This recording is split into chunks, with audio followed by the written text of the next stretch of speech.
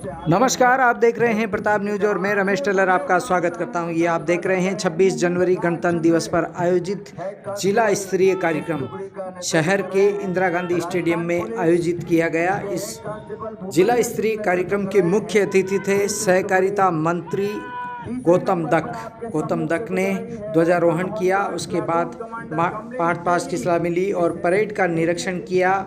उसके साथ ही इस कार्यक्रम में जिला कलेक्टर आलोक रंजन, एसपी राजन दुष्यंत, विधायक चंद्रभान सिंह आक्या, जिला प्रमुख भूपेंद्र सिंह बड़ोली, भारतीय जनता पार्टी के जिलाध्यक्ष मिट्ठूलाल जाट, नगर अध्यक्ष सागर सोनी, हर्षवर्धन सिंह रूत, गौरव त्यागी, रघुवीर शर्मा सहित भारतीय जनता पार्टी से जुड़े कई पदाधिकारी, यूआईटी के पूर्व चेयरमैन सुरेश जमर, डेयरी के पूर्व चेयरमैन बद्रीलाल जाट, नरेंद्र पोखन्ना, अनिल सिसोदिया सहित कई शहर के गणमान्य नागरिक यहां कार्यक्रम में उपस्थित हुए हैं। आपको बता दें कि जिला मुख्यालय पर आयोजित जिला स्तरीय गणतंत्र दिवस समारोह में विभिन्न प्रकार की प्रस्तुतियां होती है। सबसे पहले मुख्य अतिथि द्वारा ध्वजारोहण किया जाता है और उसके बाद परेड होती है। परेड के बाद मार्च पास्ट की सलामी ली जाती है।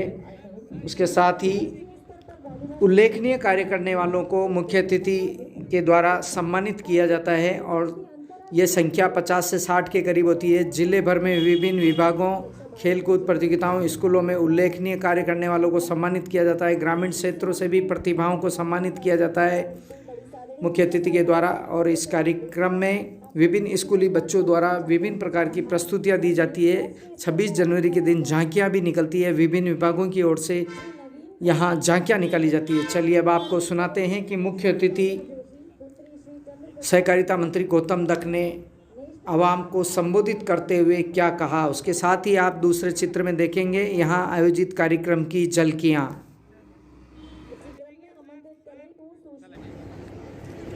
इस चित्तौड़ विधानसभा के विधायक आदरणीय चंद्रभान सिंह जी, जिले के जिला प्रमुख जी आदरणीय भूपेंद्र सिंह जी,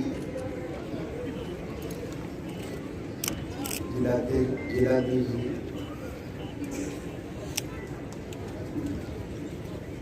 पूर्व विधायक रघुवीर जी, हमारे जिलाध्यक्ष जी, सबसे पहले तो मैं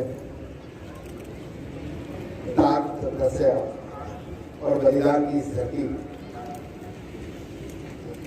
को मैं नमन करता हूँ। देश के 75वें गणतंत्र दिवस पर आप सभी को हार्दिक बधाई और शुभकामनाएं। देश की आजादी का एक अमृत महोत्सव मनाया जा रहा है। गणतंत्र का अर्थ जनता का जनता के द्वारा किया जाने वाला शासन। हमारे देश का संविधान विश्व का सबसे बड़ा संविधान है। ये संविधान ही है जो हमें आपस में जोड़े रखता है। आज के इस पर्व पर हम संविधान के मूल्यों की रक्षा करने का हम संकल्प लें। अमृत काल के इस अवसर पर पूरे देश को अयोध्या में प्रभु श्री राम के मंदिर की प्राण प्रतिष्ठा की जो सौगात मिली है, उसके लिए सभी देशवासियों को बहुत बहुत बधाई और शुभकामनाएं देना चाहता हूँ। मैं इस अवसर पर हमारे प्रधानमंत्री जी को भी, आदरणीय नरेंद्र मोदी जी को भी मैं धन्यवाद देना चाहूंगा कि इस पूरे देश में उनके कार्यकाल से पहले देश में अगर चर्चा होती थी तो भ्रष्टाचार की होती थी। कहा जाता था कि दिल्ली से 1 रुपया भेजा जाता है और नीचे जनता तक पहुंचते और 10 से 15 पैसे रह जाता है। लेकिन धन्यवाद देना चाहेंगे हम देश के प्रधानमंत्री जी को कि उन्होंने प्रधानमंत्री बनते ही पहले ही अपने उद्बोधन में वो कहते हैं, न खाऊंगा न खाने दूंगा। और आपने देखा होगा कि उन्होंने जितनी भी जन कल्याणकारी योजनाएं थी उनके लिए आम आदमी से आग्रह किया कि आप जाइए बैंक में खाते खुलवाइए। उस समय हमें भी ये लगा था कि बैंक में जब खाते खुलेंगे इससे क्या लाभ होगा, गरीब आदमी इसके पास बैंक में जमा करवाने का कुछ है नहीं।